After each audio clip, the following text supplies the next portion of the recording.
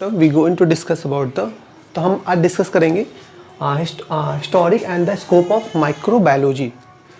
तो इस चैप्टर में हम डिस्कस करने वाले हैं कि माइक्रोबायोलॉजी का हिस्ट्री क्या है और आपका और स्कोप क्या है, मतलब माइक्रोबायोलॉजी क्या क्या कर सकता है, क्या करना है उसे, ठीक है। इस चैप्टर में डिस्कस करने वाले हैं। तो historic and the scope of microbiology.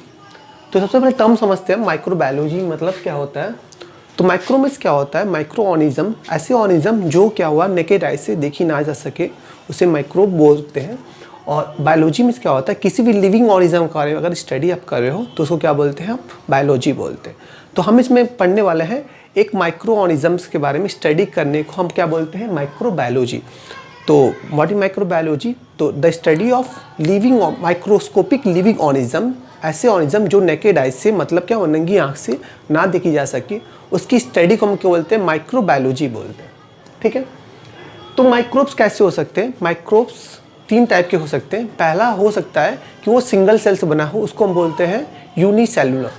अगर कोई भी माइक्रोब्स सिंगल सेल से बना हो तो हम उसे क्या बोलेंगे, यूनिसेलुलर।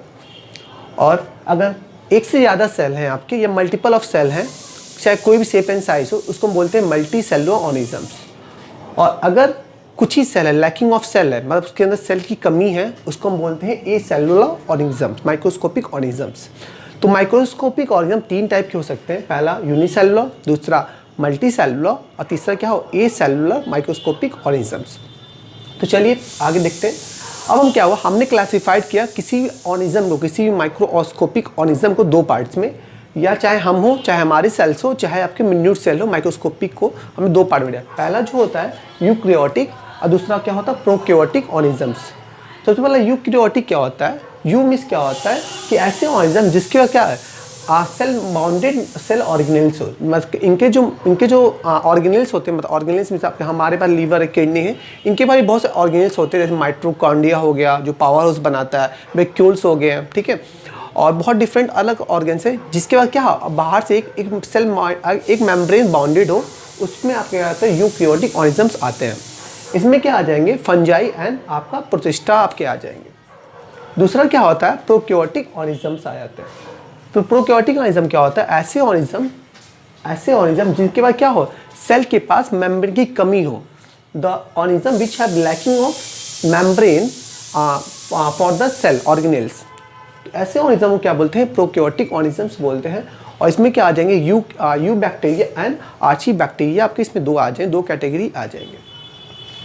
अब हम डिस्कस करने वाले हैं कि कुछ साइंटिस्ट के नेम जिनकी हेल्प से माइक्रोबायोलॉजी का डिस्कवरी हुआ, कुछ खोज हुआ, कुछ माइक्रोस्कोप को हम लोग जानते हैं, ठीक है। तो सबसे पहले जो साइंटिस्ट आते हैं उसको बोलते हैं एंटोन वॉन लेवेनहुक। एंटोन वॉन लेवेनहुक को क्या बोलते हैं, फादर ऑफ माइक्रोबायोलॉजी बोलते हैं। एंड सबसे पहले साइंटिस्ट कौन है, एंटोन वॉन लेवेनहुक। एंटोन वॉन लेवेनहुक को हम फादर ऑफ माइक्रोबायोलॉजी बोलते हैं। और ये किसके बीच में सन खोज की, 6032 के से लेके 7023 के बीच में आपका हुआ था, इनको बोला गया। अब क्या हुआ, नेक्स्ट साइंटिस्ट जो आते हैं रॉबर्ट हुक आते हैं, जो 6035 से लेके 7003 में आपका डिस्कवर। इनको क्या बोलते हैं, फर्स्ट रिकॉर्डेड माइक्रोस्कोपिक ऑब्जर्वेशंस। तो सबसे पहले क्या हुआ, जो माइक्रोस्कोपिक ऑर्गेनिज्म को देखा गया सबसे पहले रॉबर्ट हुक ने अपने माइक्रोस्कोप की हेल्प से सबसे पहले ऑब्जर्वेशन किया, सबसे पहले उसको देखा। तो सबसे पहले रॉबर्ट, अगर आपका क्वेश्चन आता है फर्स्ट रिकॉर्डेड माइक्रोस्कोपिक ऑब्जर्वेशन किसको किया, रॉबर्ट हुक ने किया। दूसरा आता है एंथरस किचर ने, जो क्या हुआ फर्स्ट ऑब्जर्व माइक्रो ऑर्गेनिजम्स, सबसे पहले इन्होंने ऑब्जर्व किया, देखा इन्होंने माइक्रोस्कोपिक ऑर्गेनिज्म को। आप कंफ्यूज मत होइएगा, इन्होंने रिकॉर्ड किया माइक्रोस्कोपिक ऑब्जर्वेशन को, फर्स्ट रिकॉर्डेड माइक्रोस्कोपिक ऑब्जर्वेशन, और इन्होंने क्या किया, उसको ऑब्जर्व किया, देखा उन्होंने, ठीक है, रिकॉर्ड किया, इन्होंने ऑब्जर्व किया। तो अब क्या आता है, अब तीसरे साइंटिस्ट जो हमारे नेक्स्ट साइंटिस्ट आते हैं, लुइस पास्चर के बारे में आते हैं। लुइस पास्चर का आपने सुना होगा, आपने पार्चुरेशन का नाम सुना होगा, आपने सुना होगा मिल्क पैक करके काफ़ी डिस्टेंस, काफ़ी दिन तक रखा जाता है। तो वो सब जो प्रोसेसिंग का जो प्रोसेस है, वो लुइस पास्चर की हेल्प से ही आज हमारा वो हो पाया। तो लुइस पास्चर के 1882 के ले से 1895 के बीच में था।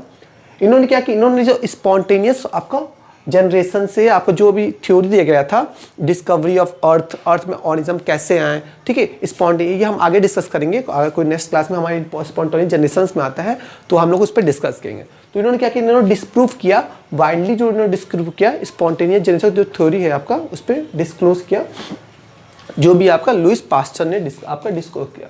दूसरा क्या किया, इन्होंने फूड प्रिजर्वेशन का टेक्निक दिया, फूड को कैसे प्रिजर्व किया, उसको उन्होंने पार्चुरेशन का नाम दिया। तो फूड को कैसे आप काफ़ी दिन तक प्रिजर्व कर सकते हैं, उन्होंने उसको लाया और उन्होंने उसको नाम क्या दिया, पार्चुरेशन दिया। नेक्स्ट जो है, इन्होंने कुछ जो डिजीज़ के अगेंस्ट वैक्सीन बनाए, वैक्सीन बनाने में भी इन्होंने हेल्प किया कुछ डिजीज, जैसे क्या है आपका एंथ्रेक्सिस और फ्लू कॉलरा के कुछ ऐसे डिजीज है जिसमें इन्होंने वैक्सीन बनाया और उसकी हेल्प से। नेक्स्ट आते हैं रॉबर्ट कोच के बारे में। रॉबर्ट कोच जो उनका सन था क्या 1843 से लेके 1910, इन्होंने क्या दिया, इन्होंने दिया germ theory of disease. Germ theory of disease क्या बोलता है, जर्म थ्योरी ऑफ डिजीज यही बोलता है कि ऑर्गेनिज्म कैसे आया पृथ्वी पे और अर्थ पे, हमारे ऑर्गेनिजम्स कैसे आए, जर्म थ्योरी ऑफ डिजीज में आपका बताया जाता है। तो इन्होंने ये बताया कि किसी के अंदर डिजीज होता है और ये कैसे होता है। तो आपको रॉबर्ट कॉची ने बताया आपका डिजीज कैसे होता है जर्म थ्योरी ऑफ डिजीज देख के। दूसरा क्या किया, इन्होंने क्या prove the causal agent to anthracis disease was the bacillus anthracis. तो इन्होंने बताया, दूसरा इन्होंने बताया पोस्टुट ये दिया कि जो भी आपके जो कैजुअल जो एजेंट जो भी मतलब जिसके थ्रू एंथ्रेसिस जो ट्रांसफर हो रहा है वो कौन सा है आपका बैसिलस एंथ्रेसिस, जो है आपके थ्रू आपका एंथ्रेसिस डिजीज ट्रांसफर हो रहा है। एंथ्रेसिस कैसे ट्रांसफर हो रहा है, एजेंट के थ्रू, और एजेंट का नाम क्या है, बैसिलस एंथ्रेसिस नाम है उसका, ठीक है। इन्होंने एक कुछ टर्म के थ्रू बताया, फाइटोपैथोलॉजी के बारे में बताया। फाइटोपैथोलॉजी में ये होता है जब कोई भी होस्ट ऑर्गेनिज्म, कोई भी होस्ट जो है पैथोजन रिलेशनशिप, मतलब इन्होंने ये बताया कि कोई भी होस्ट और कोई पैथोजन उनके अंदर रिलेशनशिप क्या है, क्यों रहे। अगर कोई ऑर्गेनिज्म, आप सिम्बियोसिस पढ़े होगे, सिम्बियोसिस में क्या होता है, एक दो ऑर्गेनिज्म एक साथ रहते हैं म्यूचुअल रिलेशनशिप्स के लिए। तो इन्होंने बताया क्यों एक साथ हैं, क्या रिलेशनशिप है उनके, उनसे फ़ायदा क्या हो रहा है, किसी का नुकसान क्या हो रहा है। इन्होंने इसको बताया, आपका होस्ट एंड आपका पैथोजन रिलेशनशिप के बारे में इन्होंने डिस्कस किया, किसने, आपका कोच ने। नेक्स्ट इन्होंने बताया, इन्होंने कुछ न्यू डिजीज के बारे में बताया, न्यू डिजीज पैथोजन रिलेशनशिप के बारे में बताया। इन्होंने कुछ न्यू डिजीज पैथोजन रिलेशनशिप के बारे में बताया, और इनको क्या बोलते हैं, इनको बोलते हैं फादर ऑफ माइक्रोबियल टेक्निक के बारे में, इसको बोलते हैं फादर ऑफ माइक्रोबियल टेक्निक बोलते हैं। नेक्स्ट साइंटिस्ट आते हैं हमारा, हम आगे डिस्कस करेंगे। बेजरिक आप क्या आते हैं, बेजरिक ने क्या किया, बेजरिक ने आपका डिस्कवरी क्या किया, वायरस के बारे में इन्होंने डिस्कवरी किया। तो बेजरिक ने क्या किया, डिस्कवरी ऑफ वायरस, ठीक है। इन्होंने एक चीज़ और डिस्कवरी किया, क्या किया, इन्होंने इनरिचमेंट कल्चर टेक्निक बनाया। इन्होंने ऐसा कल्चर टेक्निक बनाया जिसके अंदर न्यूट्रिशन भरपूर है, जिसमें आपका कोई भी आपका उसमें आपका लिविंग ऑर्गेनिज्म सर्वाइव करके एक न्यू ऑर्गेनिज्म का फॉर्मेशन कर सकता है। तो इन्होंने इनरिचमेंट कल्चरल टेक्निक बनाया, किसने, आपका बेजरिक ने, ठीक। नेक्स्ट आते हैं ईजे बटलर। ईजे बटलर ने क्या हुआ, 1874 से लेके 1943 इनका डेट है, ठीक है। इन्होंने क्या किया, फर्स्ट साइटोजेमिक बटनोजिस, सबसे पहले जो साइटोजेमिक बटनोजिस थे, बटनोजिस पता ही आपको, जो भी लिविंग ऑर्गेनिज्म के बारे में, जो प्लांट्स हो गए, मतलब प्लांट से रिलेटेड जो बारे स्टडी करते हैं, जो डिस्कस करते हैं, उनको बोलते हैं बटनोजिस बोलते हैं।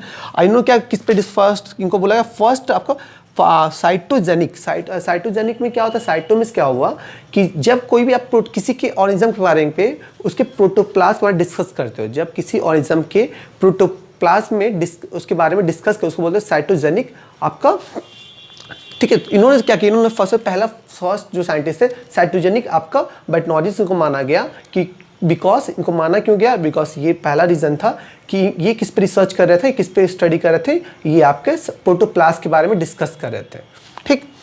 टू द गवर्नमेंट, और ये क्या किया, किसके लिए काम करते थे, गवर्नमेंट ऑफ इंडिया के लिए काम करते थे। कहाँ पे काम करते थे, कोलकाता के अंदर काम करते थे।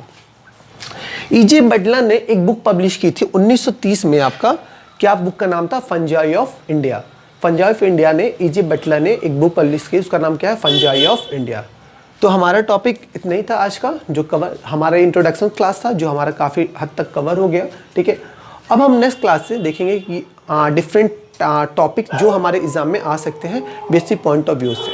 तो थैंक यू।